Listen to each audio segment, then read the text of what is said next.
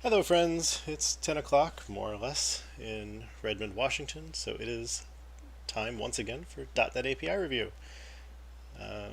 We're back to situation normal, I guess, because we have more than a third of a screen of red issues. And so, as usual, we'll just get started. First up, add a first class system threading lock type 34812.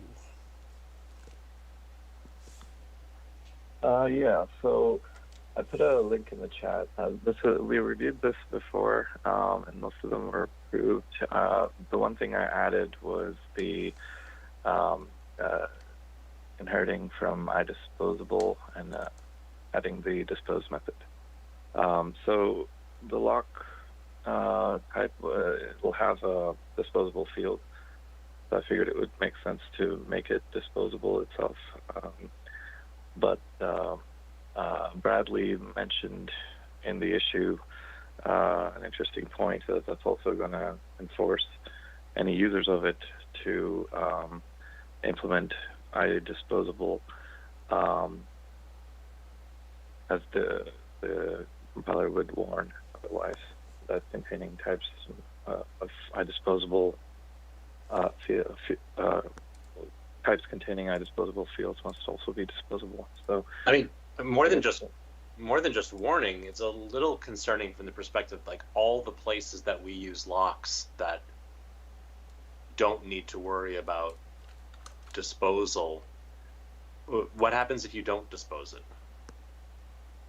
Not much. The event, there would be an auto reset event. It would get finalized instead, and that's kind of the same situation that happens with monitors currently. The sync block that gets allocated that contains the event, it would eventually get GC'd once that sync block is not referenced. And there isn't an explicit way of doing that right now. But with lock, it's possible to do. Is the disposable resource held by this something that would go to the finalization queue, or just something that is nice to dispose? It would have to be finalized because it's holding on to an event, a system event. It would have to release that. Right. So in fact, we would definitely want people to dispose locks in the place when they can. Ideally. So you mentioned this. It would add much burden to the finalizer, but yeah, ideally. Sorry, I'm just for my own education. So you mentioned this is similar to monitors. Also need to finalize resources. Do they also use the finalization queue under the covers somehow? Sort of, yeah. So there's some cleanup code that happens for sync blocks periodically on the finalizer thread. And so when an object is not reachable anymore, its sync block gets added to a cleanup queue, and then that gets cleaned up next time the finalizer runs, or something like that. This design does seem to suggest that, at least my naive guess would be that constructing a lock, if you were micro benchmarking constructing a lock and just letting it go away is going to be more expensive than the same with a monitor. Is that a true statement? Like if I create a new object, lock on it, and release the lock and then drop the object, versus construct a lock, enter, exit, and drop it, the lock's going to be much more expensive, right? Especially since with a monitor, it's not going to actually. It's going to be a thin lock until there's contention. Yeah, it shouldn't be. The event would be only. It would be created lazily when there's contention, similarly to when the sync block gets created. Okay.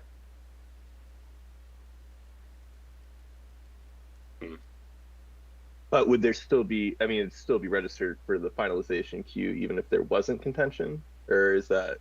I think the finalizer would be on the event, right? So the finalizer thing would be what was lazily. Because, I mean, I guess is the usage on these expected to be more static read-onlys or more per, specific to an instance of an object? Because if they're static, then there's not really the iDisposable virality. It's disposable, or static read-onlys live until the end of the process. It could be both. Yeah, it could be both. A static read-only for more global locks, whereas a component could have its own individual lock. Right, I guess something like the concurrent collections. So, actually, Steve, this might be a good question for you.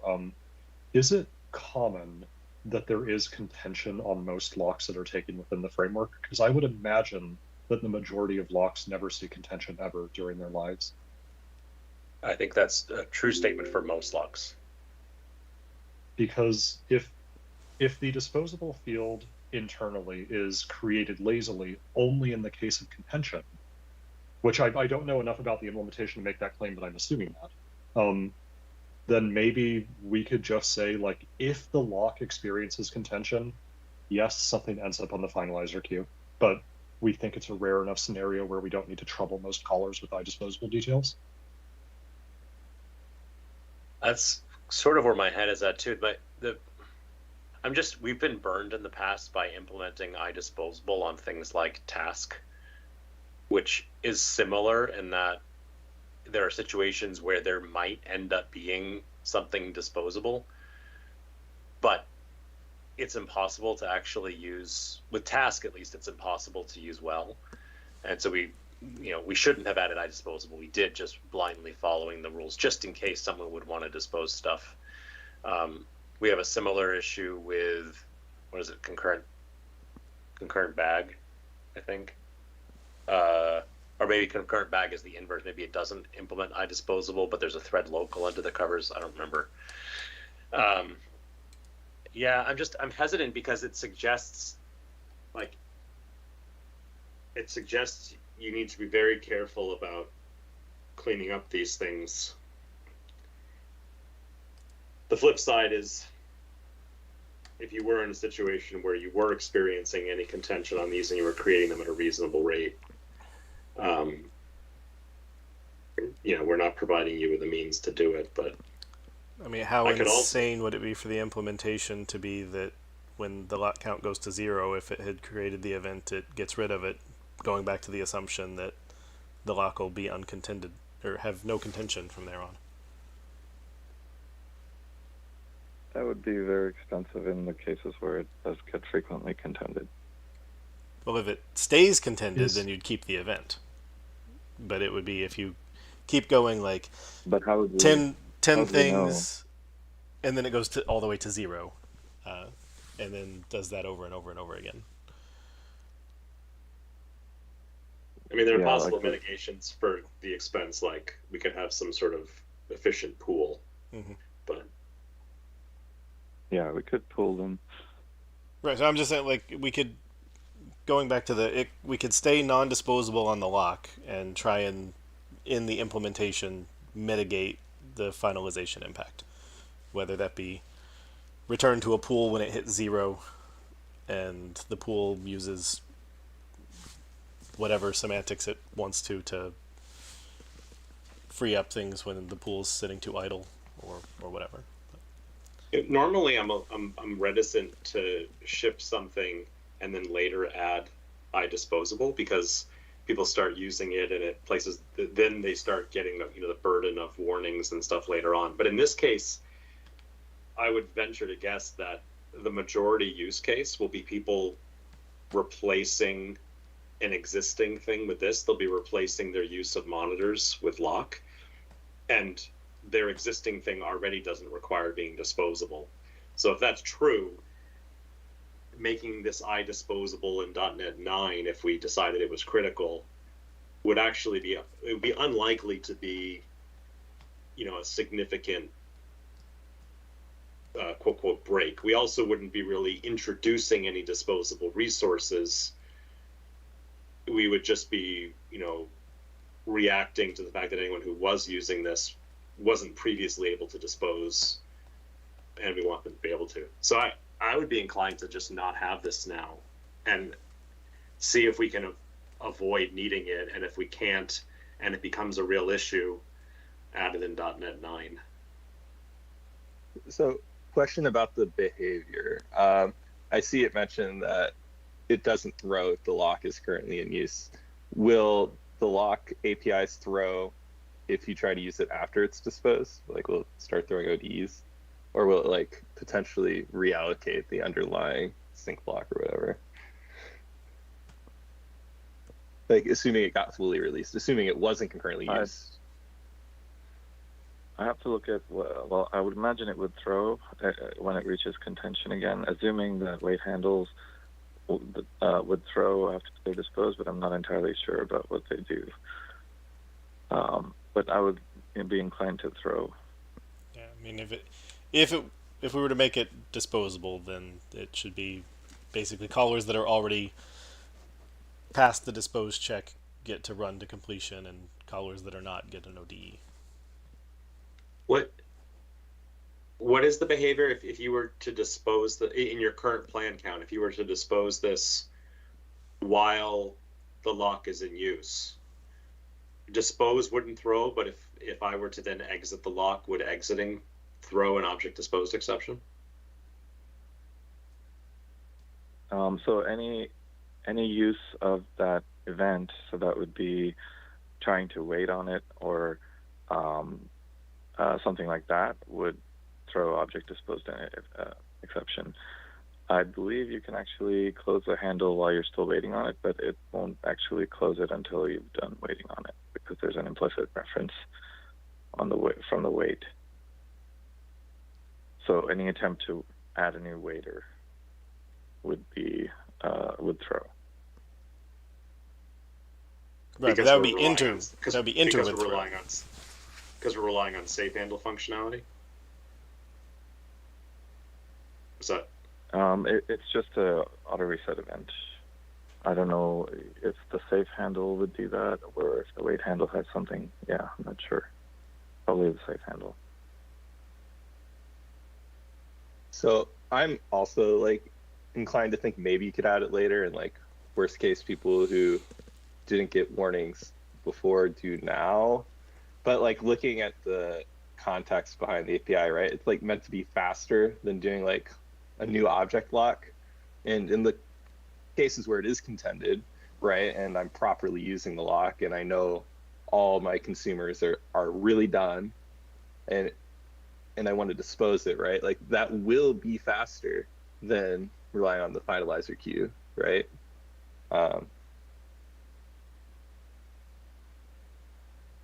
It's just knowing when everyone's done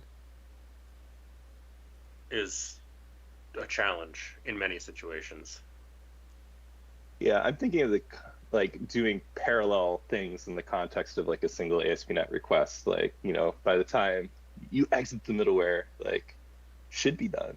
But yeah, like, I understand that anywhere ASP.NET's using lock today, is that inside of something that is itself disposable? Yeah, so I would say, like, almost any singletons, right, in ASP.NET aren't, like, actually static, right? So, you know, Kestrel, for example, will wait for all the requests to finish processing up to a certain timeout, and, like, for graceful shutdown, right, by the time we dispose all of our, you know, singleton resources, which often need locks because they're accessed from many request threads, like, all the requests should be finished processing. Sure, So but in it that should be situation, fine. it doesn't matter whether you dispose or let the finalizer handle it. The process is about to go away. That's fair. It's not a high frequency thing in that case.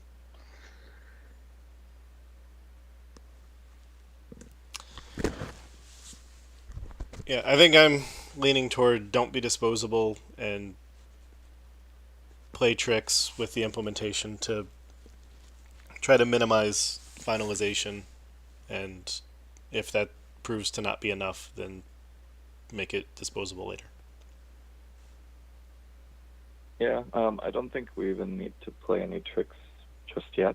If it becomes a problem, we can do something. limited With- amount of pooling or with- something else. Previous incarnations of this with .NET Native or anywhere we might have used it in native AOT, like what was there explicit cleanup, or did we just rely on any finalization to take care of stuff? There was a dispose in native AOT, so I imagine it's being used. I guess that's the only place. In all the other cases, I think all the other types of locks we have are kind of used as global locks, for the most part, or singletons. So there's no cleanup there.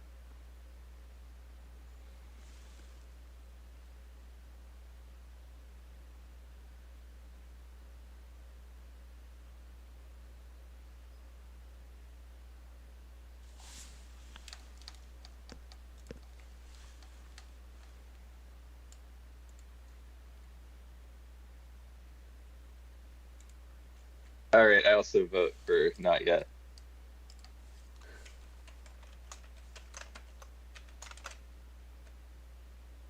Yeah, I agree. I would like to see evidence that this is a real problem first. I'm hoping that in practice it won't be just due to the nature of how people call this.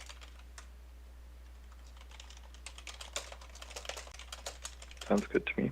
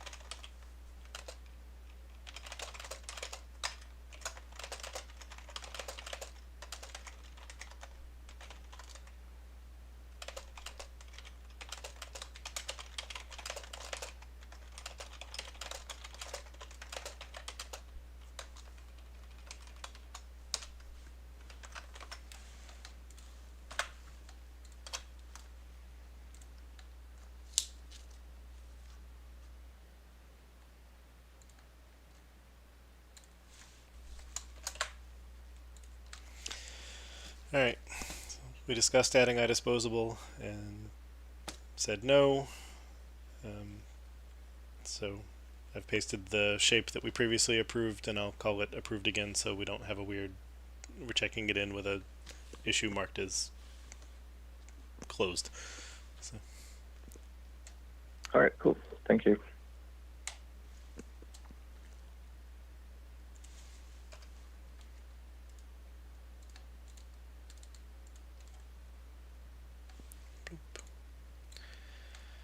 All right.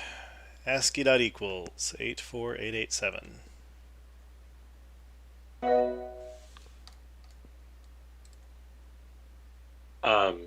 Adam's not here. Levi or I can probably speak to it. Basically, we added a bunch of APIs to this new ASCII class, and one of the ones that we were debating and we said we'd come back to was equals. Basically, you have a read-only span of byte on one side and a read-only span of char on the other, and you want to be able to compare them for equality. You could also have a char on both sides, but yeah, you can mix and match, and either equals or equals ignoring case. And we're ASCII, so we're just talking about basically ordinal casing semantics. Yeah, the main question I had is, what did we do for UTF-8? Did we skip this, or is it hidden somewhere else? We haven't done a UTF-8 dot equals yet. Right, because the only equals ignore case that Emo's database has scanned is from Java interop. And so the question is if we had UTF-8 methods for this, it's make sure we're naming them the same. But if this one's being first, then I guess it is the name I would give it. But since I couldn't find a match, I was confused. You don't have anything that includes ignore case in the name, like compare ignore case or something like that? I don't think Emo does I think he only does prefix-based matching. Nope. Yeah, we have ordinal in some of the API names on string, but I don't recall ignore case being publicly exposed. Properties, enum members. Wasn't there a proposal at one point? Maybe it was you, Levi, who wrote it up on additional overloads that made it convenient for the ignore case to make it more obvious to people that it's something they may want to consider. Yeah, that Or was was that part of something a else? that was part of kind of a larger proposal, reimagining how string worked, because Tarek and I were trying to figure out how to get people not to use the localized APIs. Yeah. This class doesn't have that same problem. But what we would do probably is pass Boolean parameters there, saying ignore case true or false. MS build has a compare ignore case. We have compare ordinal in a few places. Oh, that's what I'm thinking of. Yeah, it's string compare ordinal, and then WPF internally has a compare ordinal ignore case. I'm seeing a bunch of internal stuff. And then we've got ignore case. a few equals ordinals, and we also have an equals ordinal ignore case on memory extensions that's internal. Okay. Yeah. Yeah, So, internal means we didn't review it. So. Right. But it seems to be the kind of name that everyone migrates towards. I found one. Marvin, compute hash 32 ordinal ignore case. That's public? Oh no, it's an internal. Yeah, I was gonna say I think Marvin's an internal type. All right, you're right. Yeah. It was the method was public, and I didn't look far enough. Yeah. I wish that was a compile failure. For exactly this reason. When you see public, you should think it's actually public. We do have some APIs that take a bool for whether to ignore case, right? Did we? I don't have a strong opinion. Did we Right. consider So that here and dismiss it? yeah. So chat similarly asked, what about taking string comparison? Which I think why we wouldn't take string comparison would be it has too many options that don't make sense, but it could be a bool. I personally would prefer the method name rather than the bool. Just because anytime I see a bool parameter and it's just false, I want to go and add the parameter name prefix so I know what it is false or true for. But that's not a huge thing. It's just I'm probably going to be writing ignore case somewhere anyways, so why not just make it the method name?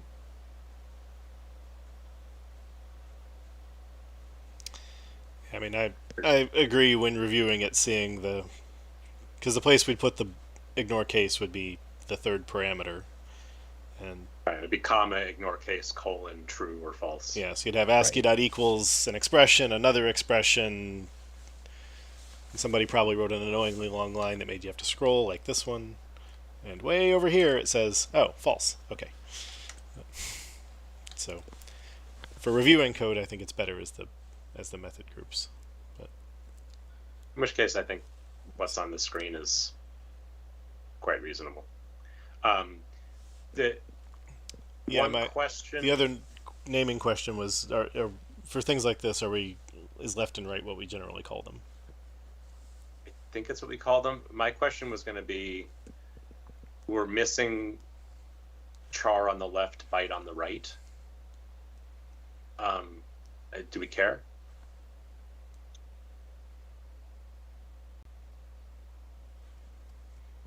It's one additional overload and no additional implementation, and it is convenient so you don't have to force some really long expression to be on the left side.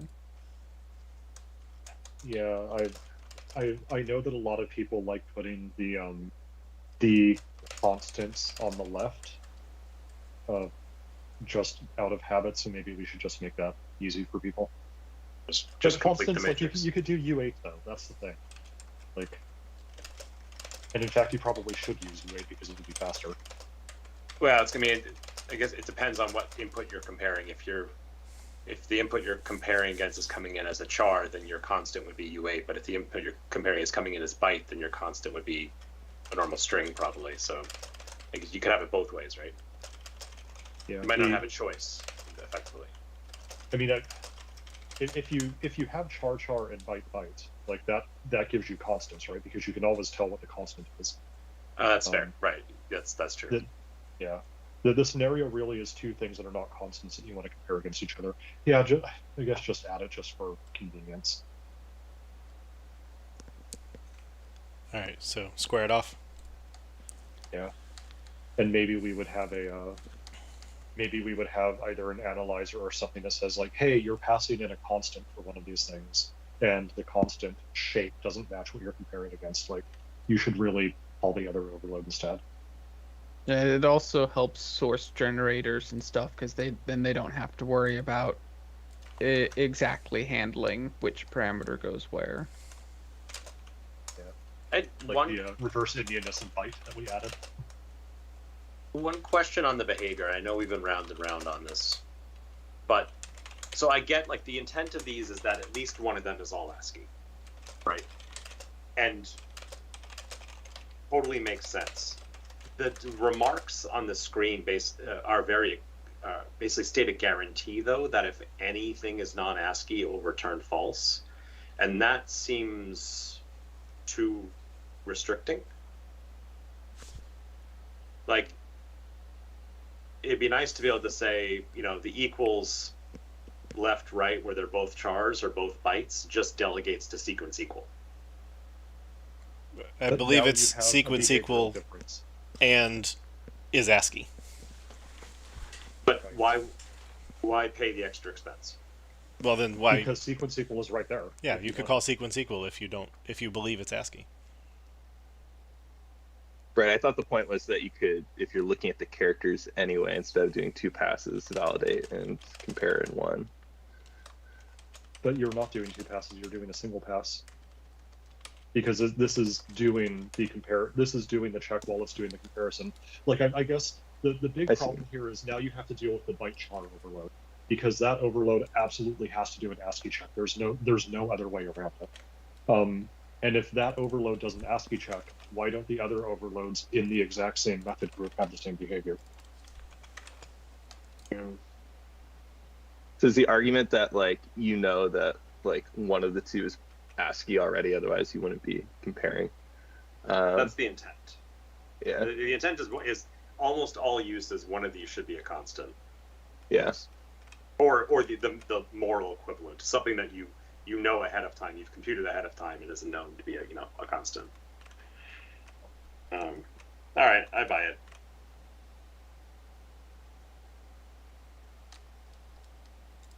So are we saying that anyone want to use these APIs has to check first the buffer to be ASCII before calling this? No, but if they don't, and they pass in something that contains non-ASCII, they're going to get back false.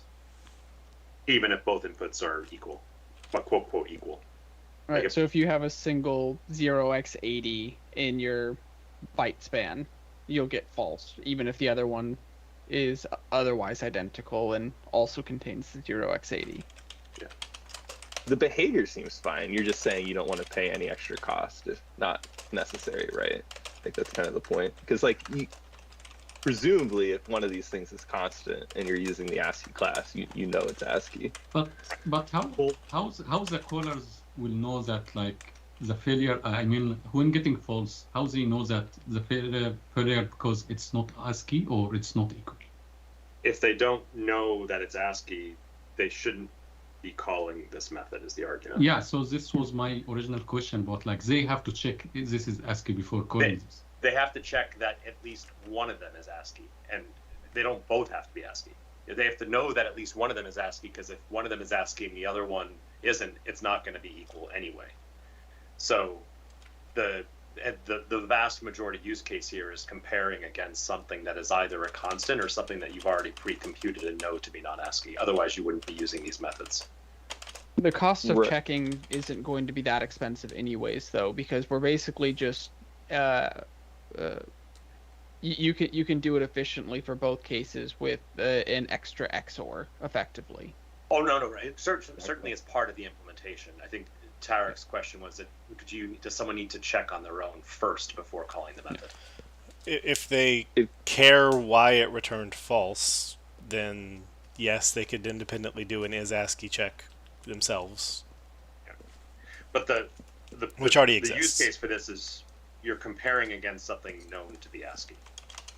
The thing you're comparing doesn't need to be, but you're comparing against something that's known to be. Yeah, I mean, if we really cared, which I don't think we do, we could create an API that like required the left one to be ASCII or else it through. But like, meh. Yeah, but in this case, that's what this did originally, and it was hateful. In this case, the implementation is basically just going to do a vectorized XOR left right, and then also with 0x80, and then check if it's equal to 0x80 or not. With a widening or narrowing step, right? Yeah, for the byte char overload, and then otherwise for the other two, it will be just that. So it's going to be we're basically just paying one additional cycle for a bitwise operation to simultaneously validate and do sequence equals. Keep in mind that if we enlighten the JIT about methods like this, we can have the JIT recognize if one of the two inputs is constant, and if so, and if the input is all ASCII, which the JIT would also know, just delegate straight to sequence equal. We even need to enlighten the JIT at all. I mean, we already have runtime helpers.is known constant. Does that not work for spans? I don't think it works for spans. I see. And you Also need to run it through is behavior, ASCII. Yeah, and having the behavior change just because it's a constant and we trust you seems like kind of dangerous. No, I don't think the behavior would change. We could just optimize it to not do the check if we knew it was ASCII. Right. You check it would once, just be a though, pure right? optimization. Yeah. Right. Okay. Yeah. So it's an optimization similar to what we do for floating point max and min, which is if we don't know if either are a constant, we have to do the full computation. But if we know that one of them is a constant, we can optimize it down to a single instruction on x86. Right.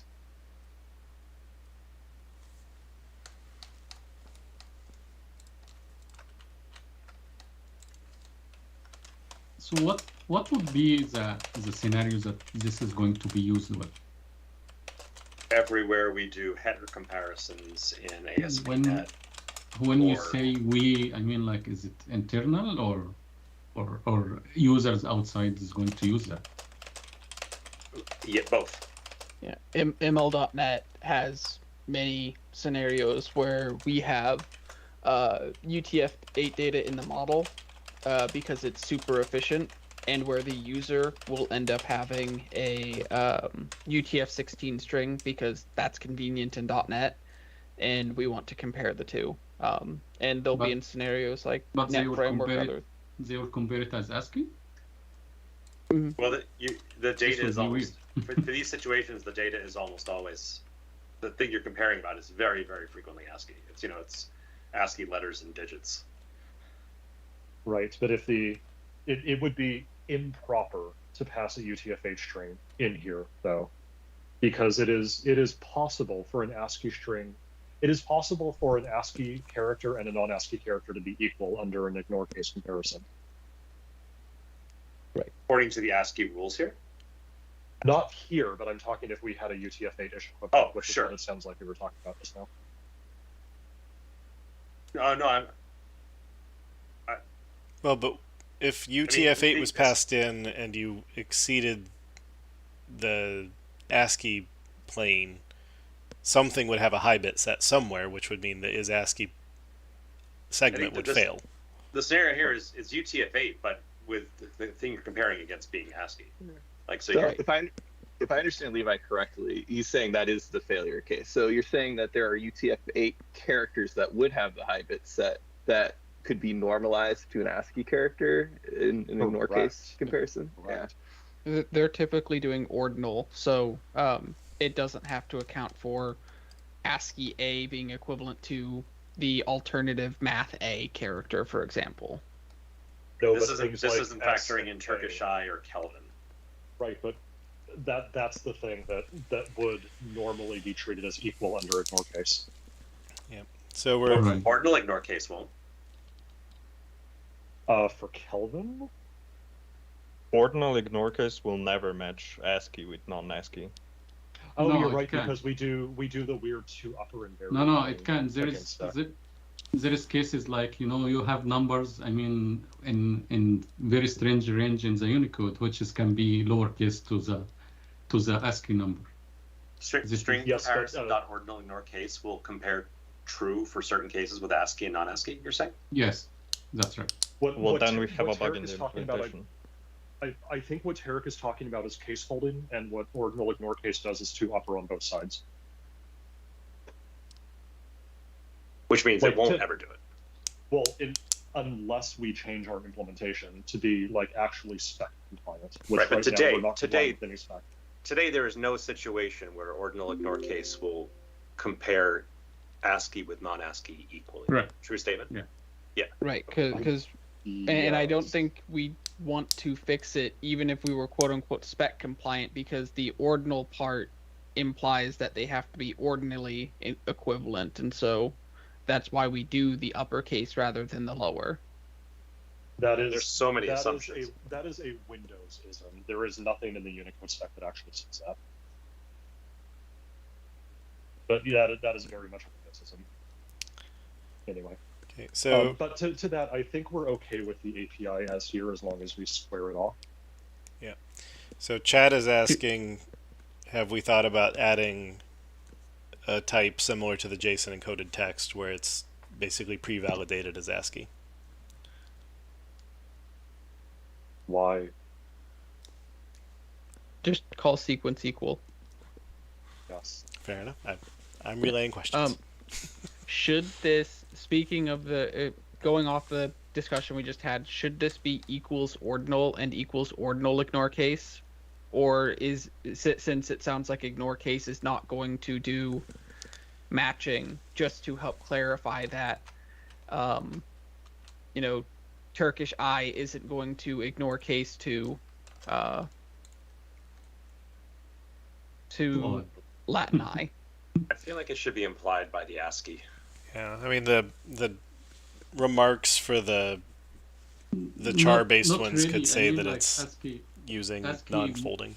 ASCII can work differently in different languages. So just saying ASCII doesn't mean like it has to be ordinal. I don't. What do you mean? ASCII is 0 through 127. Right. There's no but one. it- There's no but 0x130. Like That's right. But from 0 to 127, it can behave differently with different language, like There, I fixed it. mixing. Right. Yeah. Well, you're talking about code pages at this point, right? No, I mean like as. Okay, so in general, about like ASCII doesn't mean like it's always ordinal. I mean But I think, is there anything on this type that is culture sensitive? No, intentionally not. Right. Well, I thought that the $, you can still call it the ASCII $, but your code page or whatever can tell that to render as the British pound or a few other special pre-Unicode code page rendering tricks. No, I don't think so. I mean, like, Okay. $sign is $sign everywhere. Okay, You cannot so if change it with, if 0 through 7F are all static page, because I guess really the thing is we need the documentation to say we're only doing 7-bit ASCII. Correct. Because which 8-bit it ASCII should does say have already. variations, but 7-bit ASCII is all this type is doing. Yes, and there was a big comment in the original proposal that said like we are defining ASCII to be 0 through 7F.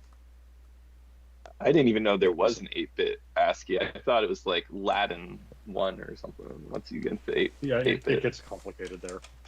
Okay. But like rune.is ASCII, for instance, is defined to be 7-bit. Char.is ASCII is defined to be 7-bit, and so on. Like we have an opinionated stance there, and we have set a flag in the dirt. and we have set it as 7-bit. Yeah, all the cool incurses based window framing things are part of the 8-bit ASCII extensions. Right. I'm not terribly worried about putting the word ordinal here, because if you look at every other language, every other like programming language, every other framework, known to man, like they don't deal with this kind of stuff. They have specialized APIs for dealing with anything culture sensitive. And .NET is very much the outlier here. In that regard, I'm okay with saying like culture sensitive stuff should remain in the globalization namespace, and this is completely culture insensitive. So in the framework, what we're calling 8-bit ASCII here, we call like encoding.latin1, right? Ish. Okay. Yeah, Latin 1 is not ASCII. I mean, is not 7-bit. Yeah, it's 8-bit. Latin 1 is an interpretation of 8-bit ASCII. Yes, that's right. There are others, which is why 8-bit ASCII is hard. Exactly. Okay. I think we're all on the same page. Mm-hmm. Yeah, like our opinionated interpretation performs substitution in a way that another framework might not perform. As an example.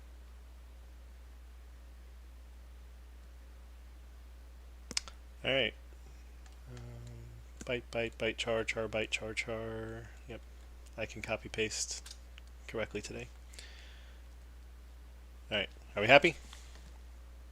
Super happy. I'm going to ask a dumb question before I hit comment here. Should we go ahead and just add these on the UTF-8 type?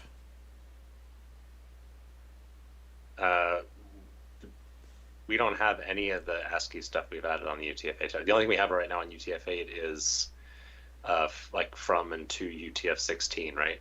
Oh, and the new try, right? But we don't even have an is valid. Right. Okay. But these would be part of that proposal, though. Yeah, I love the idea of a full-fledged proposal for UTF-8, but I don't think we should add these piecemeal. Okay, if it's not at close enough parity right now, because in particular it was, should we do the UTF-16, UTF-8 equal ignore case? But if we're not there, we're not there. We'll let it come later. But obviously, when we do that, when we were going to reference this one, that's why I asked the question. Yeah.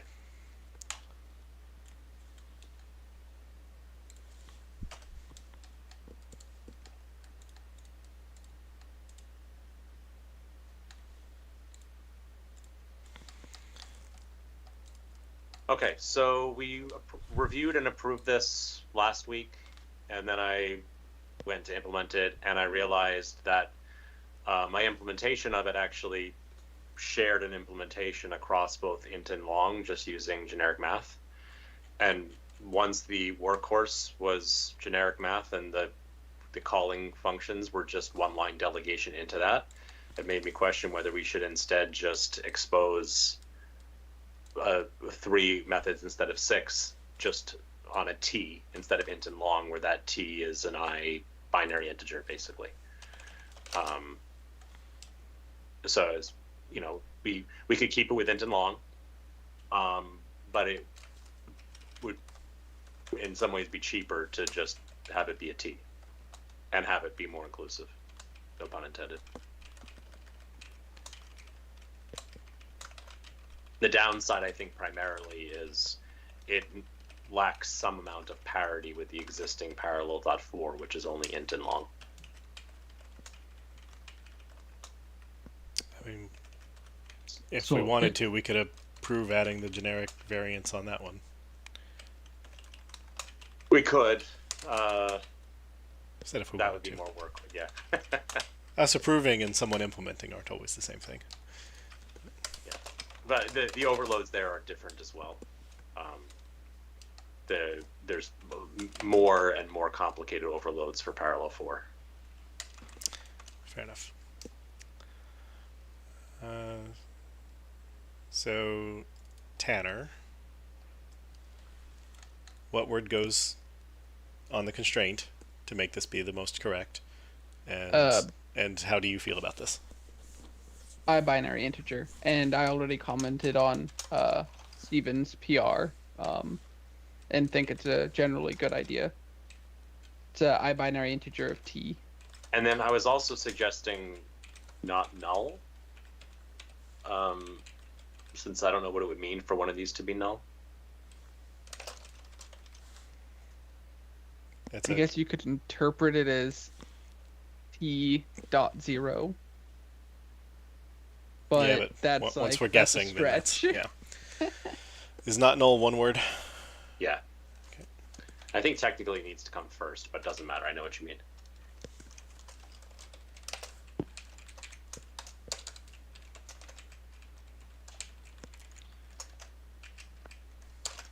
Now, one thing that I've been doing internally when defining the helper methods is I've called it t integer, just to make it clear when you're reading the code that it is specifically constrained to be an integer. Is that something we want to do here for the public API? I actually went back and forth on that. You know, there's also a parallel for each async, and from a perspective of, you know, the loop body here, it's just taking a t. Mm-hmm. And so I kind of liked the symmetry where the body just takes a t, and in one case it's what's yielded from the I enumerable of t, and in the other case it's the t that is from inclusive to exclusive. Okay, yeah. But I would be fine with it as well as t integer. I don't feel strongly about it. That's just why I chose t, was the symmetry for each. Yeah, that makes sense. And I guess the one downside of calling it t integer is if we ever decided in the future, like, we want to support floating point as well, so we want to relax the constraint to be I number instead of I binary integer, then t integer would be out of place. Right. So, I mean, there's sort of an implicit. I mean, you would know better than I. Like, there's an implicit increment here of 1. I don't know exactly, like, if this was floating point. I mean, obviously we could still increment by 1, but it may not be exactly 1. I don't know how that would. What that would. Right. So, so the way it works with floating point is they have plus plus and everything. It adds the basically t.1. That's also how it works in C#. But once you hit a certain point in the floating point range, that basically becomes a no-op and it returns the original value back. So, Okay. So users can easily accidentally write infinite loops. Right. Yeah, let's stick with I binary integer. The Yeah. other thing I was debating was whether instead of not null it should be struct, but I decided, well, we allow anything to be I binary integer, so this probably shouldn't constrain it. I assume you agree. Yeah, there's I don't expect many people will ever implement reference type based numerics, but there are some cases where that makes sense. Like we have big integer today, and it's a read-only struct. And one of the problems with it being a read-only struct is it's kind of the same issue you have with immutable array, which is if you want to modify it, you have to go allocate an entire new array, add the item, grow it, etc. every time. And so there's the general concept of you may want a builder or calculator type for your integers, for your really large numeric types, and so you may want that to be a reference type. So there are still some cases where it might make sense for people to do reference types. Got it. All right. So, sorry, I'm just thinking, like, to take a step back from, like, what's wrong with only doing longs, right? Like, what's the use case here? What I-binary integers do we expect people to be passing in? I mean, you could pass in int 128. You could pass in big integer. We actually have had requests for big integer with parallel 4 years ago. I see. I think if you actually were using the full, the quote unquote full range of those types, your loops would never end.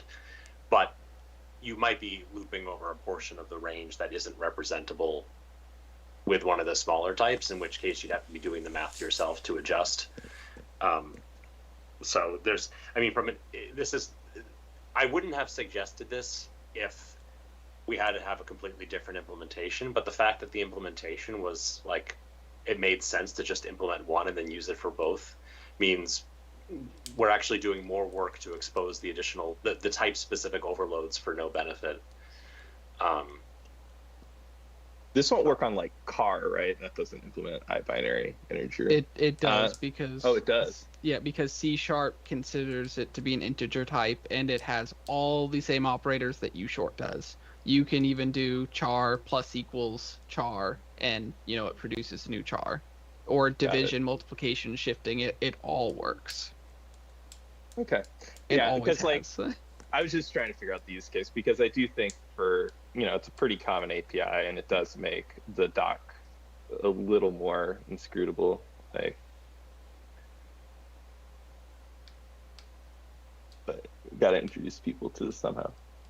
But now, Stefan, when you want to process A through Z in parallel, you're good to go. Yeah, exactly.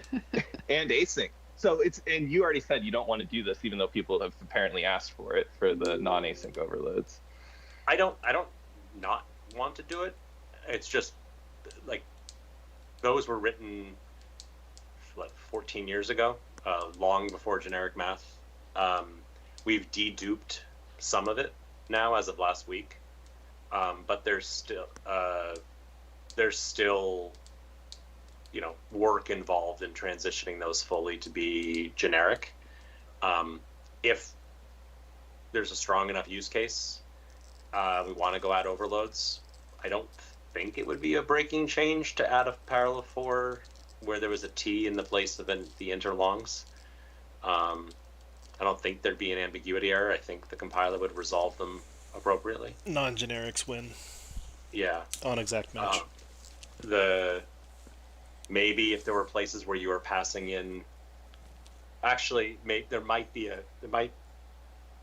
problem. If you were passing in, let's say you had 2 shorts as your from and to, you would start binding to the generic, I believe. And then if you had used a concrete type on your lambda, maybe there would be, I don't know what the compiler would do, whether it would issue a warning or whether it would actually bind to the generic. I'd have to go check. I think if you mixed an int and a short, it would pick the generic because it's not an exact match, but the generic would be an exact. No, it wouldn't, because you're still heterogeneous. So that'll still lift them both to int, which would be fine. Yeah, if you did short, then I mean, presumably if your delegate didn't constrain the T, it would then become a non-applicable candidate, and then it would pick the existing one, because that, like, basically the answer is it tries things, and if it would not compile, it throws it away.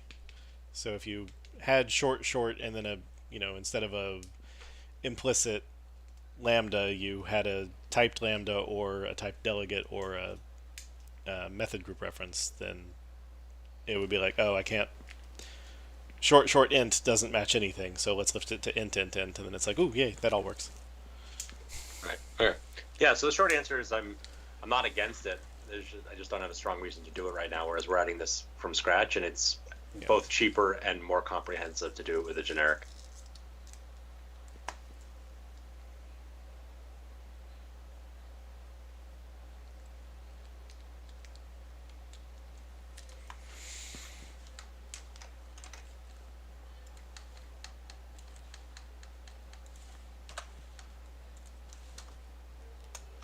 All right. I don't hear the only real discussion seems to be about whether we should apply this to other things, and we can always do that in separate discussions.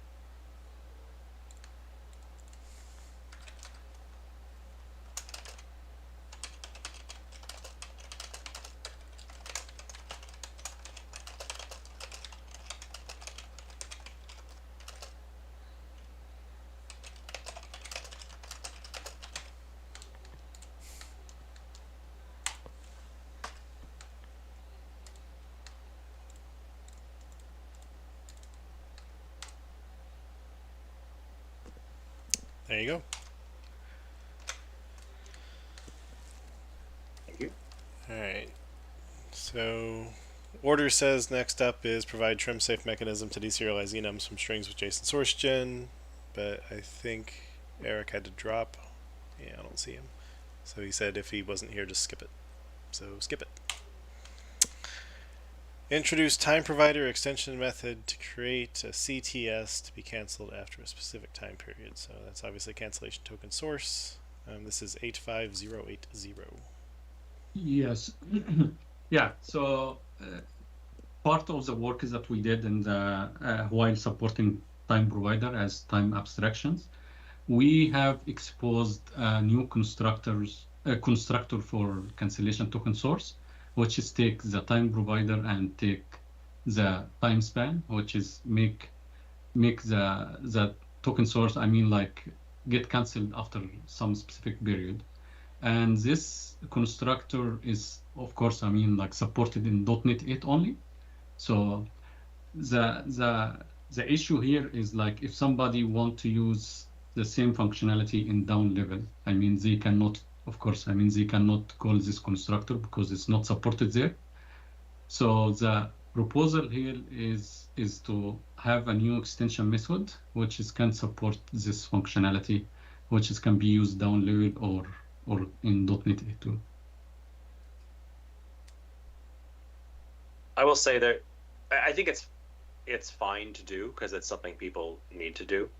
There is a one down level wart beyond the fact that the API shows up differently, and that is one of the reasons we even push time provider as low as we did is so that you can have full fidelity with things like cancellation token source, where it exposes a cancel after method that needs to kind of integrate with previous calls to cancel after or with a timeout that was passed to the constructor.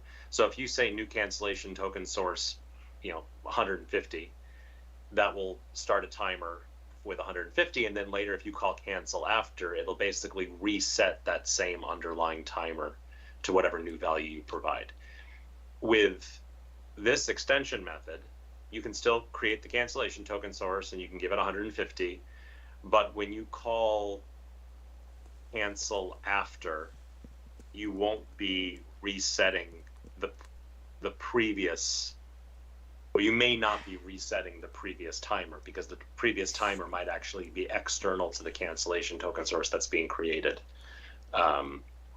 So we have to just be very clear that this isn't a full fidelity replacement. You have to kind of know what you're doing. That said, I think it solves the 95% case. Okay. Would it be possible? It's not possible. Oh, sorry, to guard that, like to have like cancel after a try reset throw and not down level. Yeah.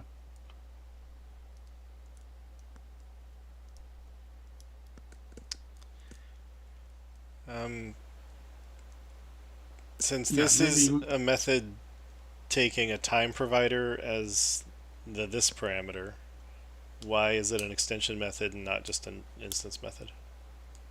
We really don't want this showing up. Like this is a down level thing. This is intended to be a polyfill. So this is in a separate package. This is in a separate package. Okay. Yes. Yeah. That's right. So like .NET 8 Plus, unless you add this package, this is not a method that shows up, nor do we want it to be. Okay, so this is going to be in like the Microsoft BCL time provider, but yeah, Yes, it already is. I mean, this class already is because there's already extension methods. okay. But yeah. So, all right, because part of it is I was gonna ask if we can get a better name for the class, but if we already have the name of the class, then it is what it is. We debated that at length. Yeah, this was reviewed before, and this is the name that we agreed on. Right. So when you dispose the cancellation token source prior to the timeout, what happens? Like just looking at the implementation, does it still try to It's going to depend on whether you're using the built-in CTS implementation or something external to it. If you're using the built-in implementation, when you dispose the CTS, it will dispose the timer. If you're using something that on its own just created a separate timer, that when it fires, it will call CTS.cancel. And in the interim, you call CTS.dispose. That call to CTS.cancel could throw an exception. So the implementation needs to catch that. I see. So it'll be like a first chance ODE potentially in the non-system case. Yeah. Yeah, in the system case, it'll just so on .NET 8, the implementation will always delegate to new cancellation token source, and everything works great. In down level, if you have time provider.system, it'll just delegate to the CTS constructor, and everything works great. The problematic case is down level with something other than time provider.system, in which case the timer needs to be external to the CTS because it's created by the time provider. And so that callback needs to be robust against calling cancel after the CTS has been disposed. Wait, so with a non-system time provider, with a custom time provider in .NET 8, it will not throw, you said? It'll work just fine. Okay. Is that because why? Because CTS has a constructor in .NET 8 that takes a time provider. I see.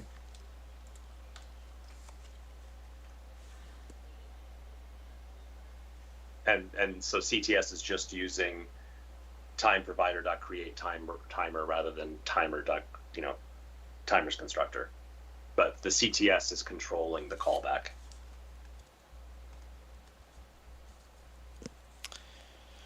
And yeah, is create cancellation token source the best and most obvious name? I think so. It matches to the fact that cancellation token source has a constructor in .NET 8. Oh, so the way to create an auto canceling using a time provider is just new cancellation token source time provider time span. In .NET 8, yeah. Yeah. Mhm. Okay. It was It's making actually sure time that span there and wasn't provider, yeah. cancellation token source dot cancel after static method that was what was creating them, No. which is what my brain heard from your words. But okay. No, in fact, we didn't add a cancel after that takes a time provider because you need all calls that operate on time for the CTS to be related to the same time provider. If you mixed and matched, it wouldn't work well. Right. I was just my brain heard that the way that you got the seed token was a static cancel after factory. No. If it's a constructor, then I can't think of a better name than this. So. It's a constructor. Anybody else have feedback?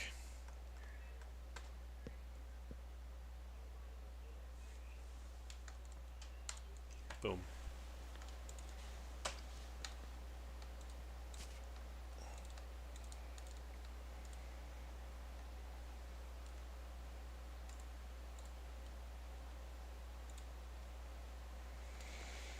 All right. I guess we get to... No, not that one.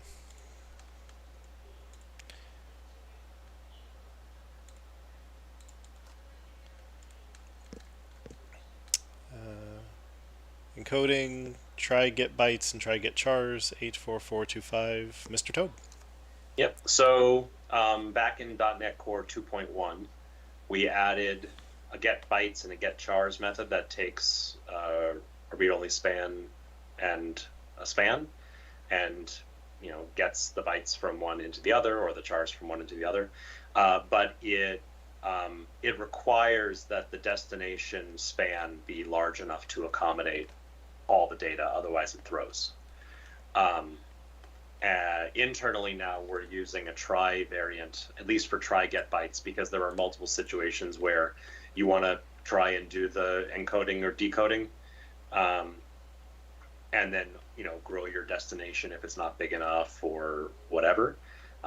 You can achieve this by first doing a get count get byte count or get char count, and then doing the encoding.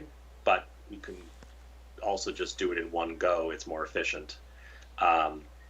Moreover, we can do some, and we're on track to do some JIT optimizations, at least related to try get bytes, where if you have a literal, if the JIT can see that there's a literal being passed in, it can do something special. So the plan here is basically, or the request here is to add those should be virtual. I missed the virtualness. Add virtual methods. The base implementations just do get byte count or get char count, and then call the existing get bytes or get chars. But our derived implementations for UTF-8, ASCII, Latin 1 at least can do better, and then we'll do better. So the try is only about the length. It's entirely about the size of the destination. Anywhere it would have otherwise thrown, it will still throw. Good man. So if your encoding was set up to have an exception-based fallback for bad data, then this will still throw if you encountered bad data.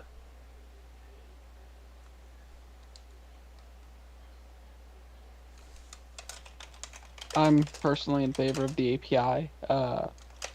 It was like a couple weeks back I was looking at something and I forgot that system text UTF-8 or whatever that namespace is existed, and I was like, there's no try API, and Steven pointed out that we do have the API and its operation status and it's just really hidden away, and so having this here really helps make discoverable one of the common cases. Specifically, we have it for UTF-8. Yeah.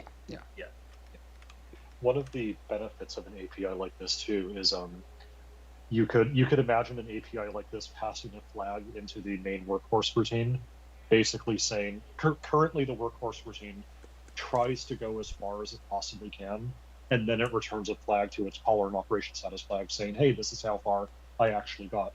You can imagine this passing a flag into the workhorse saying, bail early as soon as you know that you can't fulfill the entire thing, which would actually make it even more optimized for those scenarios. What's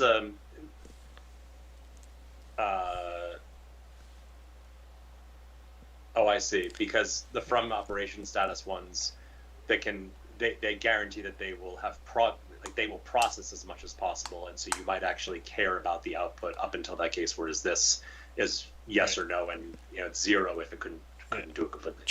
If chars and bytes are the same length, but from char required writing 4 bytes on the first one, then in your UTF-8, then you're like, well, it's not going to fit anymore. Right. Yep. Yeah, that makes sense. So that would be for Latin 1, for example, try get chars. If the destination was shorter than the input, it would just fail immediately, for example. Yes, exactly. Yeah, I assume that the very, very, very easy, there's no way this could fit, but I think Levi's flag in the implementation comment was once it has hit a state where if you called it now with what was remaining, it would fail. It could bail early if adding that flag was worth the time it saved. Yeah, the canonical example is you give me a million chars to convert to 1,000,000 bytes, and as soon as I hit the first non-ASCII character, which might be character 0 in the input string, I know for a fact nothing else will fit. So why bother doing the 1,000,000 units worth of remaining work when I can just tell you no? Right. Makes sense.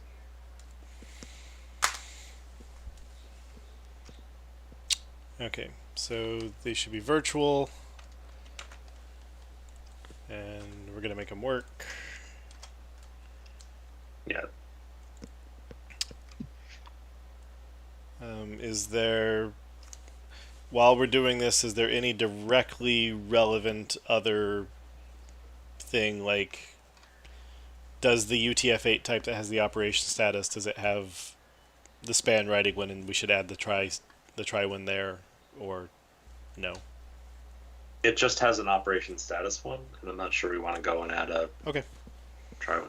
Yeah, it was if it had the same int returning thing built on top of the operation status, then it would make sense to add the try as well. But if we don't, then it doesn't.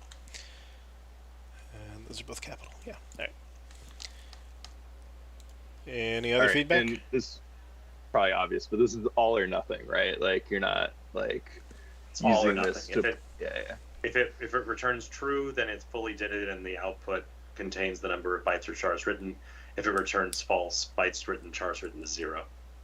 Yeah, But I'm good with it. But your buffer may have been. You may have written it to the scratch buffer into the destination, but in terms of what you're guaranteed, it's 0. Yeah.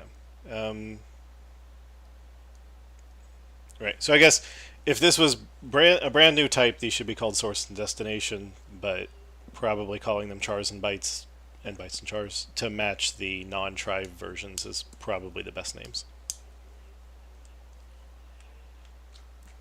On the basis here that it says we called them chars and bytes. We did. Yeah. Yeah. So completely new things. The guidelines say we should prefer the name source and destination. I'm not going to argue too much here. I'm just bringing it up in case anybody wants to say, oh yes, we absolutely should. I'll even write that down. Like for methods like these, I've found myself using these methods quite a bit in net standard and other down level libraries. I wonder if we would actually want to properly make these extension methods too, like on some library that we publish. Maybe that's not a conversation for right now, but I've seen stuff like this just copied all over the place. Like I did it myself just this past week. So just food for thought. Yeah, I mean, we could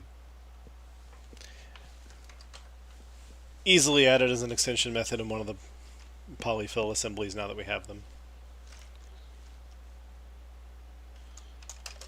Like Steve, do you imagine that this might work on a polyfill, considering that I guess we wouldn't actually have it can work, we just wouldn't. No one would be able to customize their own. I mean, we could certainly, try and optimize in a polyfill for UTF-8 if we wanted to by doing a type check or something. But what's in the virtual base implementation could certainly be in an extension method. Okay. We shouldn't do that here. Because then you wouldn't be able to override it. But certainly someone could polyfill it with an extension method. There's no present ability to bring like the UTF-8 span writing stuff down level, correct? Because it relies on a bunch of interfaces that only exist in .NET 8. Is that right? You mean like UTF-8 span formatable? Yeah. No. Okay. I mean, you could make the interface available. There's nothing preventing that, but you couldn't implement making it available on Int32, Int64, etc. You could do we have UTF-8 formatter, which exists basically for that purpose. Right, but would the string interpolation syntax even work down level? You could make it work by so it adding. Sounds like it would be a pain. Yeah. I mean, you'd have to add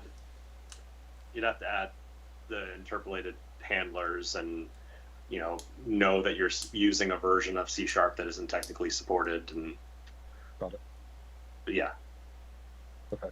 I don't think there's anything that would prevent it from working. However, it's worth noting that one of the JIT optimization I referred to earlier, I've discussed it with Igor in large part because with C# today, when you have an interpolated string, it's a string.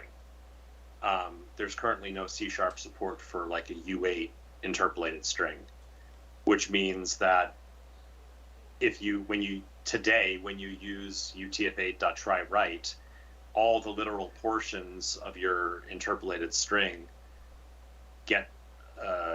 will have to get encoded on every call, right?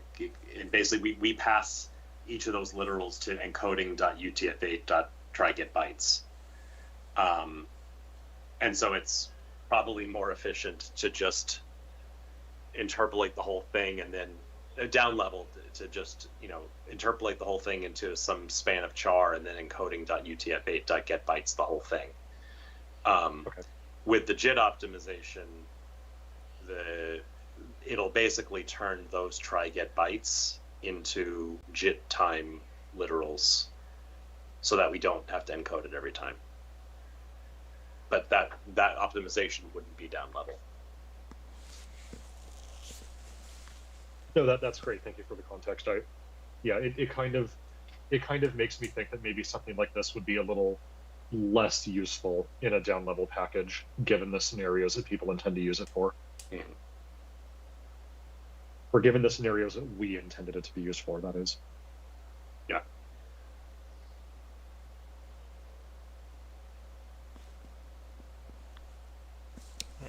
Sounds like we're good. So this has no effect on the API, but I assume that like when it returns false, like we're never going to return a non-zero bytes written or cars written, even if it did write into the scratch space. If it returns false, it will return 0 as bytes written, chars written. Yeah. Yeah. I was just kind of curious like since it could write to the scratch space, but it'd just be confusing. It probably did write to the destination. Yeah. But it will set bytes written and chars written to 0. Right, and that's consistent with span writing tries. And if you Makes do sense. want the scenario where you want to know, how many partial bytes are written, that's the operation status API. Yeah, because then you need to know how many partial were written as well as how many partial were consumed. Yeah, that way you can Yeah. continue. Yeah, you don't know where to pick up. Yep.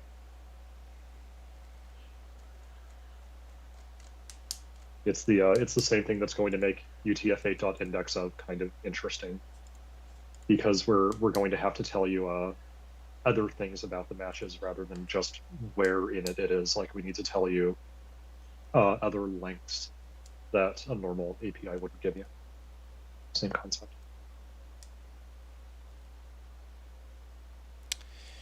Okay, add string marshalling to generated com interface attribute.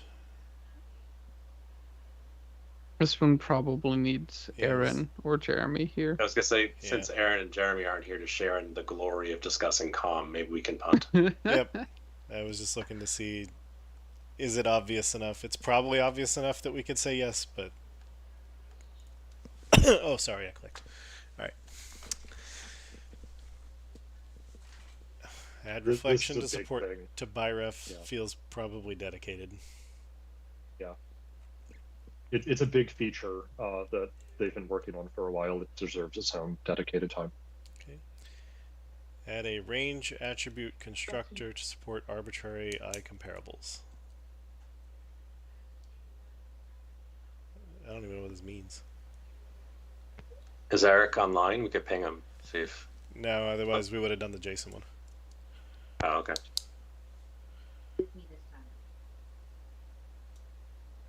That's not going to work in an attribute, will it?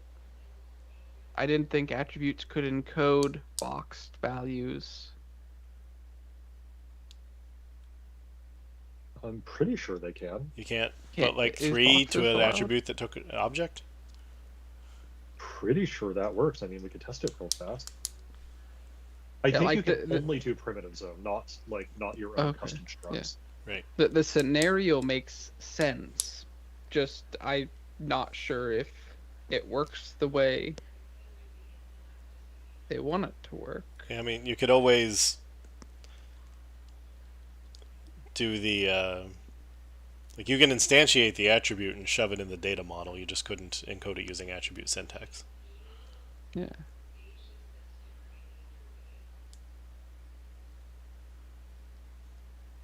Yeah, you can't take iComparable as a parameter for your attribute constructor, but you can take object.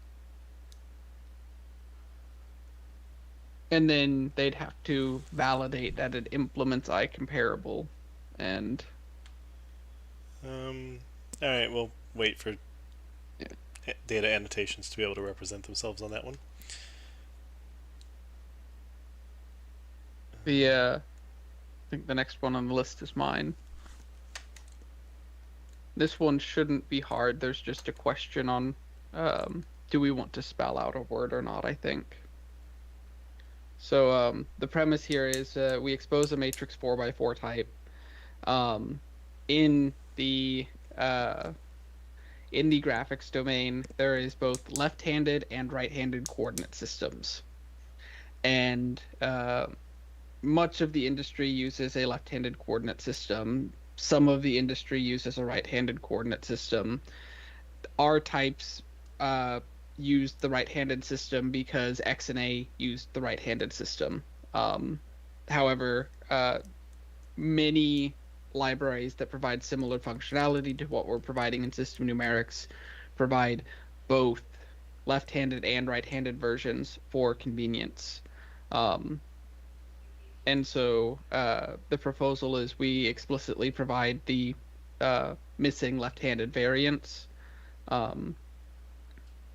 And basically the open question is, do we deviate from the normal .NET convention and follow the kind of industry practice of shortening left-handed to LH, which somewhat fits in how we've shortened other numerics and mathematical terms in some cases, like cos, sine, square root, hypot instead of hypotenuse, etc. Or do we want to just go ahead and spell it out as left-handed? Would people working in this domain understand what LH means? Yes. Because every C library, every C++ library, and many libraries in other languages all just use LH and RH to differentiate left-handed versus right-handed. Personally, I would be okay with deferring to the knowledge of the users of the domain, just because, like, if they're the ones who this API is going to be targeted toward and they're used to doing abbreviations, like, then they're probably also going to be mad if we force them to write the literal phrase left-handed all the time. It's tab complete. It's just how big the word is on the screen, I think. Yeah, I think that if you're in the domain, you probably know that LH is left-handed. And if you're looking for left-handed, you would figure out that LH is left-handed. But if you are new to the space, especially given that you have a thing with no suffix and a thing with a suffix LH, I think given that Tanner introduced it as should we deviate from the .NET norm, the answer is no. Like sine and cosine, while those do deviate from what we would say is the .NET norm, those are on calculators, and assuming that kids still use calculators, like you grow up knowing that SIN is really SINE, etc. So I don't think that this has enough of a when you walk into the space you already know what it means.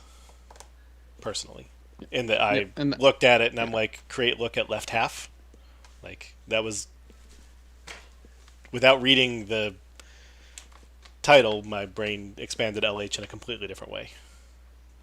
Yep. And I don't have a strong preference either way. I went with in the proposal here, the abbreviation, just because that's how it's always been expressed in books on the topic and other programming languages, etc. But it's definitely not a strong preference. And we spell out other words here like field of view, whereas some other languages do just FOV, for example. So we already deviate on some aspects, and it's not a huge thing. Yeah, I was leaning towards the shorthand, but like I get it to be consistent with the rest of the language. Would it be left hand or instead of left-handed? It's generally referred to as handed. Okay. Instead of left hand. It's just all right. It's the same way you'd refer to it as a left-handed mouse, for example. Yeah, and if we were adding them both at the same time, I'd probably say we should have called it, create look at left and create look at right. Yeah. And But leave off the handed. yeah, it's With about it being create 10 look plus at, years too short. yeah, but when it's going to be create look at and then create look at something else, I mean, maybe is just left sufficient? Create look at versus create look at left. It definitely could be sufficient. The confusion could be that there are orientations. For example, you have the up orientation for the vector, and so there could be some confusion as to what left means. I think that it's no more confusing than LH, though. Right. Yeah. If we were adding them in pairs, I think it would be the obvious. I mean, the semi-obvious. Are you doing this with your axes or this with your axes? And I did physics and not graphics, so right-handed is the only answer. Something might have used the left-hand rule, but I don't remember what it was. And so I think their right and left would obviously be enough of a disambiguator. I just don't have a good sense of the stemless versus left. Like left-handed, I think is very clear. I'm just allowing myself to be convinced we can go smaller without abbreviating. But if we don't like just left because it introduces more ambiguity, then we'll go with left-handed.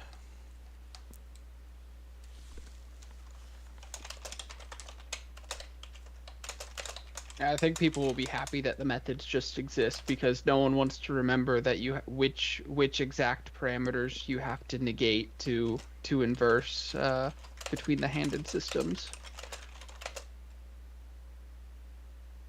Mm-hmm.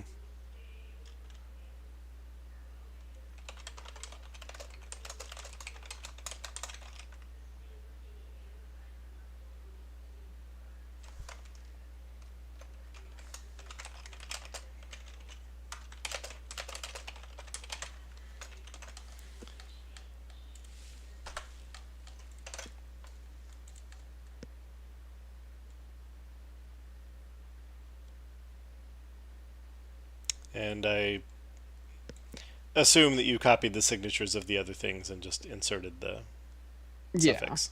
Yeah. So Z near and Z far are what they're called in the... Yeah, which is not the best name, but it's the name they were given. Yep.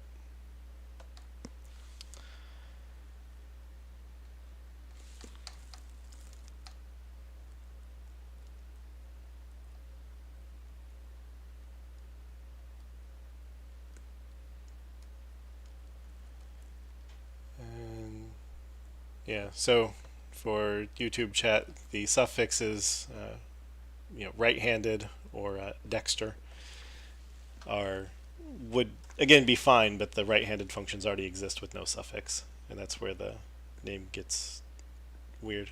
Tanner, why is there one here that didn't have a suffix? Probably just a copy-paste error. That's okay. The same as the one right below it, but right, because so that I it's probably not like just it's missing a copy-pasted generic or anything. Yeah. And speaking of generic, do any of these...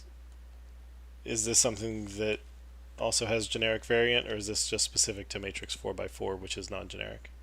There's no generic variant today. We previously reviewed and approved the generic variants of matrix 4x4 and the other vector types, but then I pulled that proposal because we didn't have time to complete it, and we were starting generic math, and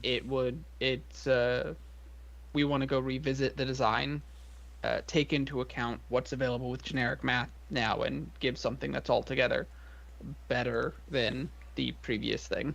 So fair enough. Well, in that one you can do create look at left and create look at right, or create look at sinister and dexter, or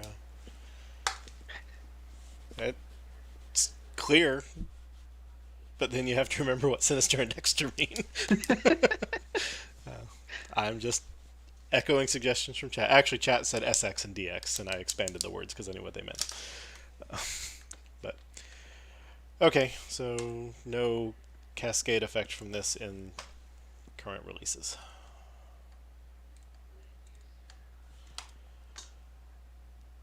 Alright. Do you guys want to continue? We're getting a little light on people, and we're skipping a lot of issues. I can keep going if you want to, or if we want to call it early, that's fine as well. Just looking at the list, there's a couple in there that might be simple, but I don't have a strong preference. There's not many in there that are clearly simple to look at. Guid try write bytes is one, which you marked ready for review, Jeremy. And then there was another one I saw, which was, I think, the part 3 of use time span everywhere. We currently take int milliseconds. And of course, if anyone else has anything, feel free to speak up. The Guid one sounds easy enough where we can do it with the remaining people. Yeah, I mean, looks. So presumably we added a Guid try write bytes that didn't out. Yep. Yes, it was the. Oh, you should just know Guid is 16. Thank you. And that's why we need the one that outs the int. 128 bits. Yeah. Yeah. Objections? Overruled? Do we want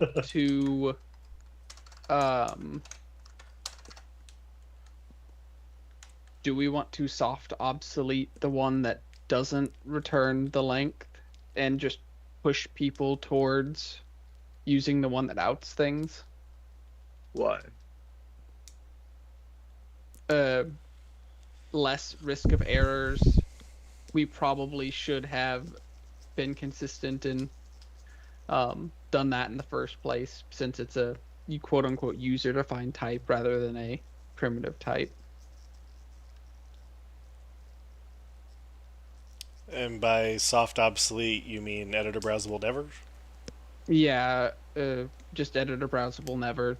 That way it's there for binary compat, but people don't use it in new code unless they really, really want to.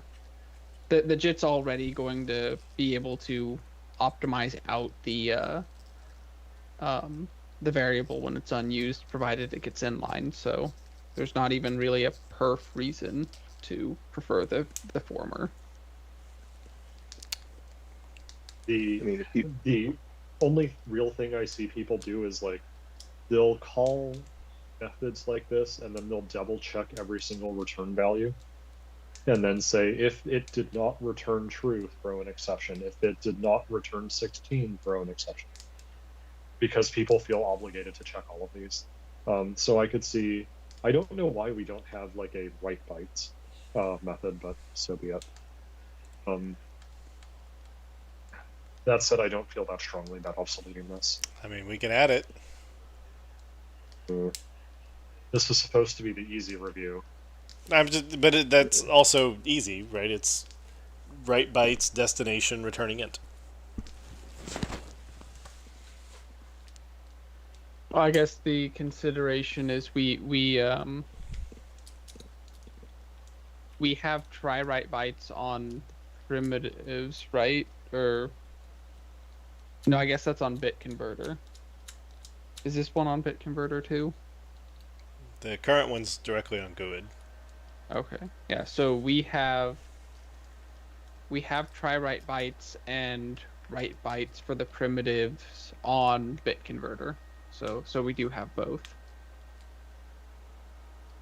Don't we? Yeah, having both is consistent with the pattern. One of them throws if it's too short, and the other one returns false. Then I'd be like more okay with hiding the bad one, I guess. But obsoleting, I think, would probably be too much because it's not like wrong.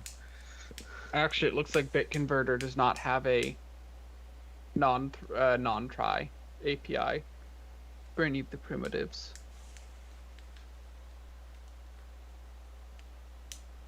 Yeah, they expect you to know how much data you're writing by calling size of. Well, no, I wasn't saying they don't have out. I was saying they don't have non-try APIs. They only have try-write bytes. Right. And they don't out the length Right. either. Okay. So if we expose the write bytes for Guid, it would be somewhat inconsistent with our other APIs, but maybe we'll pawn that off as it's a user-defined type, so it's then consistent with other user-defined types.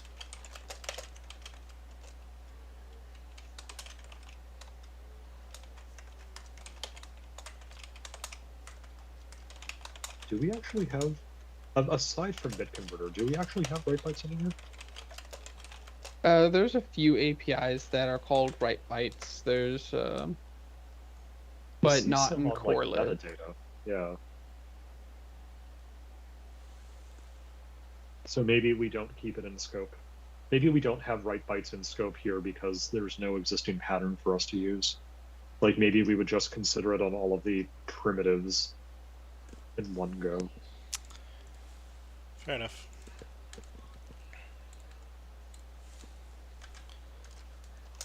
And then would we EB never the original one? I mean, it's not hurting anyone, but we want to direct people to this, correct?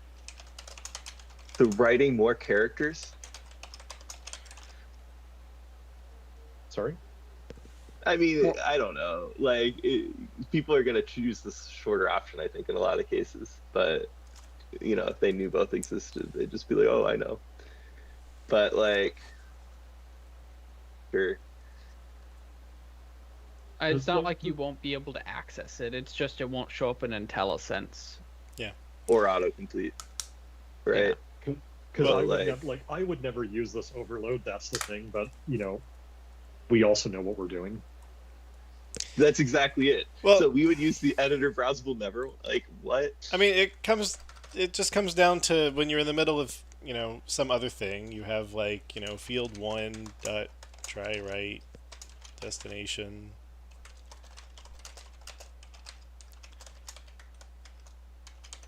I mean, it's good if you're just, you know, doing a pattern over and over and over again in a, you know, either from muscle memory or if you have a source generator doing this, because then they don't have to special case right, like, yeah, so you just have, like, field try write, next field try write, and you're just slicing whatever it says it returned, and yes, you need to check the if it returned false, return false, but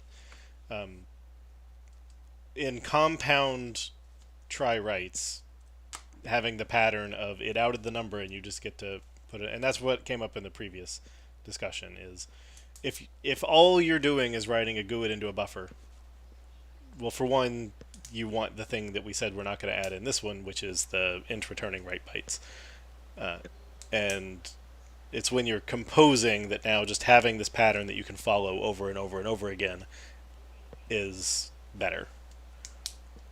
So there are use cases for both. So show both. I think it's fine. We're adding the new API. It's good. Yeah. So with that said, I would vote for EB nevering the existing API, and then, like Jeremy said, if that is your scenario, just call write bytes when it's in. Because the EB never will also only ever show up when you're targeting .NET 8 or whatever, where write bytes will also be available, assuming we approve it. I mean, that's making an assumption. Then let's approve the editor browsable when we add the new API. Like, it's a minor thing, obviously, but I don't, like, love editor browsable, especially, like, when there's nothing wrong with that API in some use cases. The wrongness isn't in that the API is bad for technical reasons, it's bad for design reasons. And it's an API where, in retrospect, we should have exposed this version originally, but we were inconsistent between primitive and user-defined type. The policy and the framework design guidelines is basically like always do out, and the only reason we specialize the primitive types is because those are constant sized everywhere, regardless of platform, regardless of magic consideration, etc. Whereas Guid, it's 16 bytes, but there's nothing actually requiring a given runtime implementation to implement it as 16 bytes internally or anything like that. I mean, but let's be real. This is like pretty close. No, to... but again, this just comes back to the whole the try-write pattern is a pattern, and things should be following it. But this is in the middle ground, right? Like these try-write APIs that we're going to make editable, browsable, never easy for me to say, are there, right, on the like bit converter and stuff. And I get you're saying that this is like a user-defined type, therefore different, but it's kind of close. Anyway, I can agree with Stefan's point of really the EB never belongs more with the adding the non-try variant, because once we have the non-try variant, I don't care. I'm good with EB nevering it now. I'm good with EB nevering it later. I'm good with never EB nevering it. It's adding this overload without making changes to the existing overloads is something that everyone here agrees on, so we should at least get over it. Yep, let's do it. And then like I think Stefan raised a good middle ground. We can get to it if there's interest when the other methods come in. And if we never get to it, it's not the worst thing in the world. Yeah.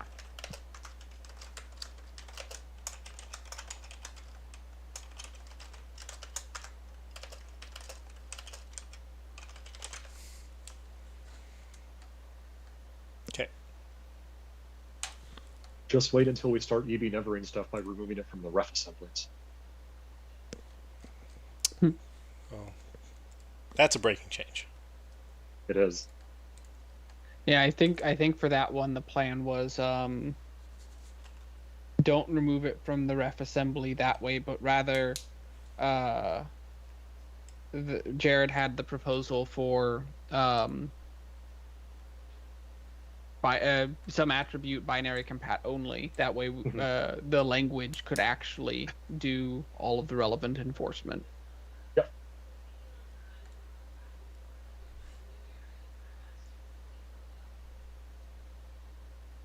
If that comes with the ability to overload on return types, I would be so happy.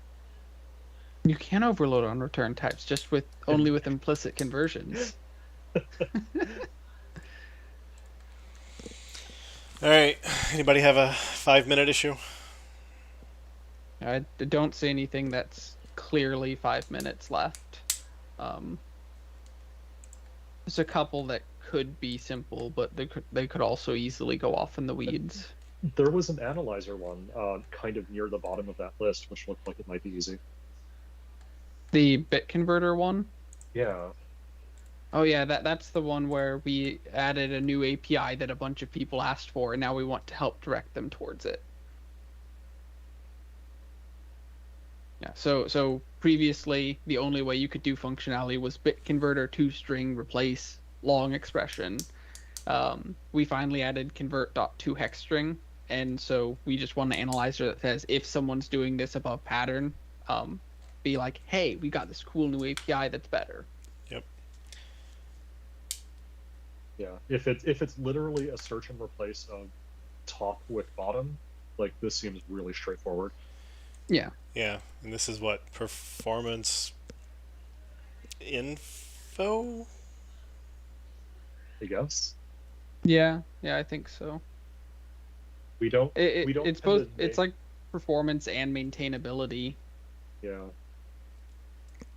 Yeah, I mean, because we don't tend to make performance anything more than info unless it's like a particularly egregious problem, which this would qualify as. Right.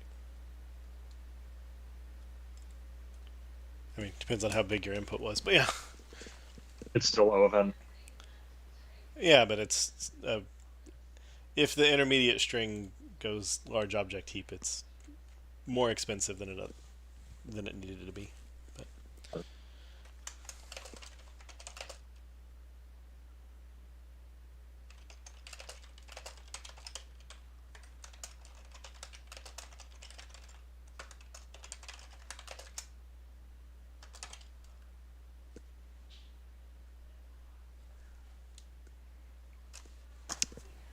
seems like Was that all there is to say on marked that. 8.0, by the way?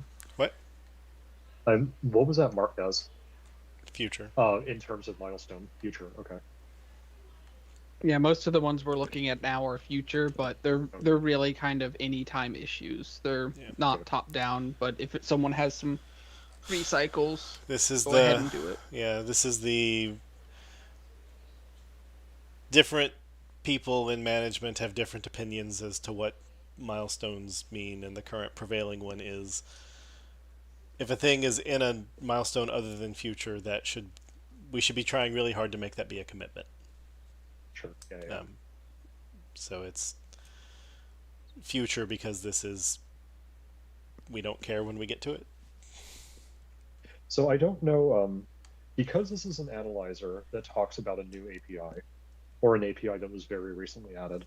I don't necessarily know if this is a right forum for it, but I've found myself sometimes battling with analyzers when I have projects that cross-target, because the analyzers very much want to run, and they don't necessarily understand that, like, the fix that they're trying to suggest would in fact be a breaking change, as in my code won't even compile anymore.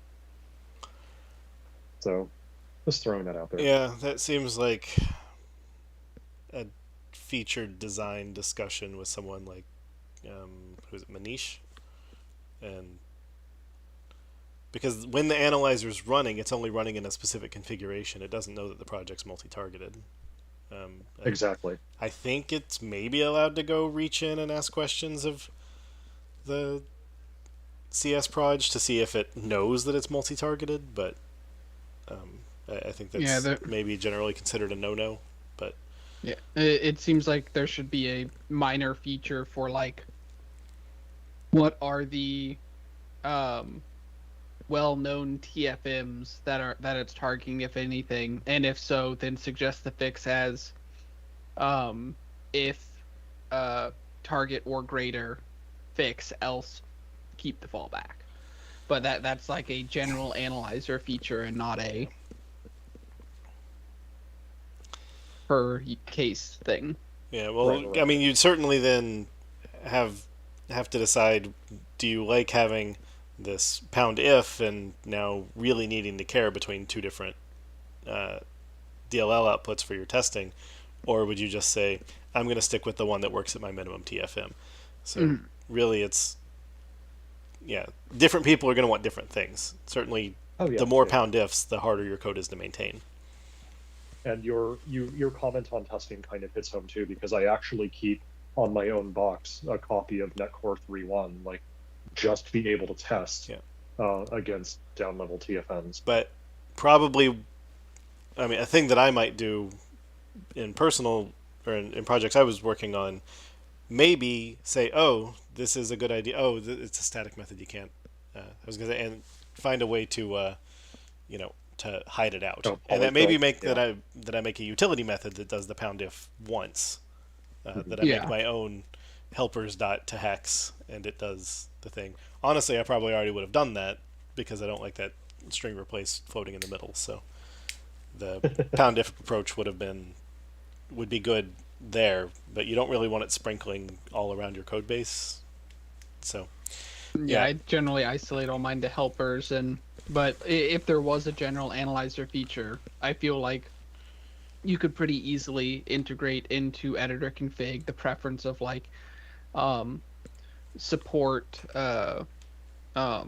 show options for or show fixes for multi-targeting versus not, and likewise you could have an optimization for your analyzers that say, like, I only work for net 8 and higher, So therefore, don't even run if the compilation is looking at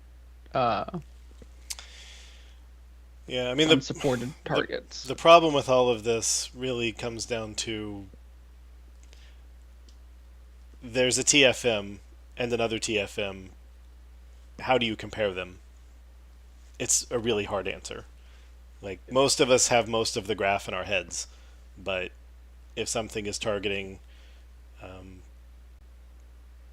the it's not XNA, UWP.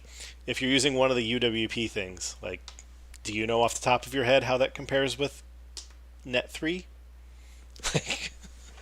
Sorry, Netcore App 3.1? I don't. And it is a hypothetical net standard 2.0 plus some fast span, unofficial fast span support.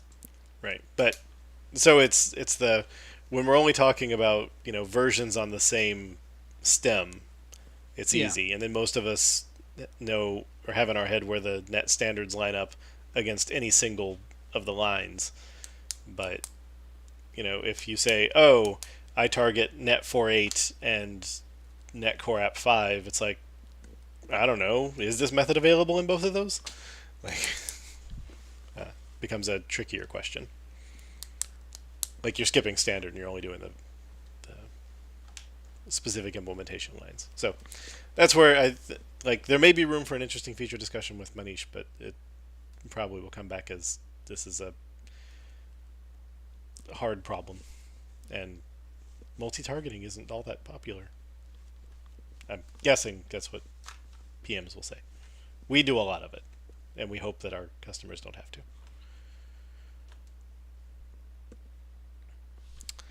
All right.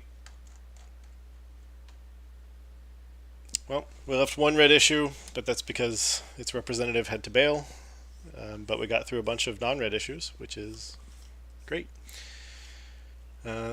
So with nothing left in the chat and it being officially past noon, I hereby declare our meeting adjourned.